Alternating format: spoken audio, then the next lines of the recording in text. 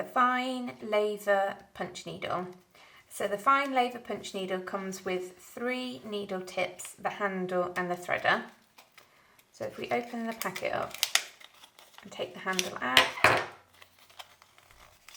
you've got the threader and 3 needle tips. These 3 needle tips allow you to use 3 different weights of yarn or thread or fibres. The widest one will take an Aran weight yarn. The middle one will take a sock weight or like a double knit yarn, or all 6 threads of an embroidery skein of floss. And the finest one will take a very, very fine yarn, or you can split down the embroidery thread and just use a few strands in that needle. I'm going to use the largest one for the purpose of showing you how to thread and adjust the needle. It is also one that I use the most.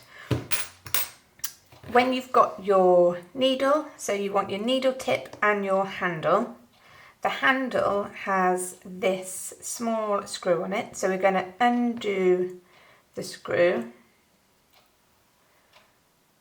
And you don't want to take it all the way out, but if it does fall out, you can just pop it back in again.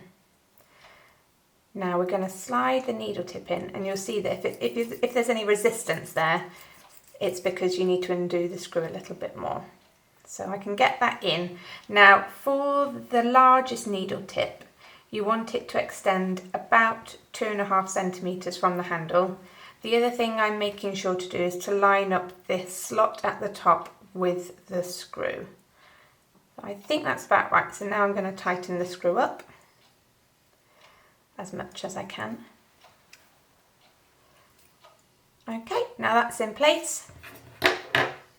Unfold your threader. The threader is essentially a piece of jewellery beading wire. So if you lose one or it breaks, you can make another one quite easily with jewellery beading wire. I normally use about 28 gauge, and then it's just folded over. Now what that's going to give you is a loop at one end with 2 tails at the other. To thread the needle, we're going to use the looped end, and I'm just going to squeeze that and just make it a little bit tighter to make that loop a little bit smaller, because that needs to be able to go up through the eye in the punch needle. I'm going to squeeze that just a tiny bit more. Okay. To thread the punch needle, there are a couple of different ways that you can do it. The first way I'm going to show you is the way that I do the most often. It can take a little bit longer to get the hang of.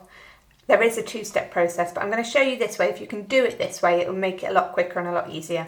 So with the folded end of the threader, I'm going to come around the back of the punch needle, insert the threader into that hole, and then I'm going to come round the corner and go down the channel of the needle,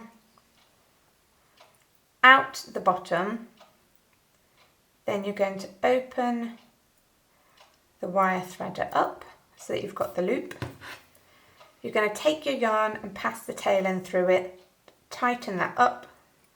Then you're going to come back to the needle tip and draw the yarn up through the needle and out the top. Now when it gets to the top, because the yarn is folded over, you'll have to give it a little tug. You don't want to pull your threader out and too hard, because you won't get the yarn through. You're actually trying to get the yarn through this little hole. So if you pull it downwards and give it a wiggle, it'll come through easier. With the yarn through, you're just going to take the threader off and then pull the needle back. Pull the yarn back and your needle is threaded. You want to leave just a small amount of yarn at the tail end, and you want to make sure that the yarn has come through the needle and out the hole there. And that is your fine Lavor punch needle threaded. The other thing to note about the fine Lavor punch needle is that it is adjustable so that you can create different loop heights.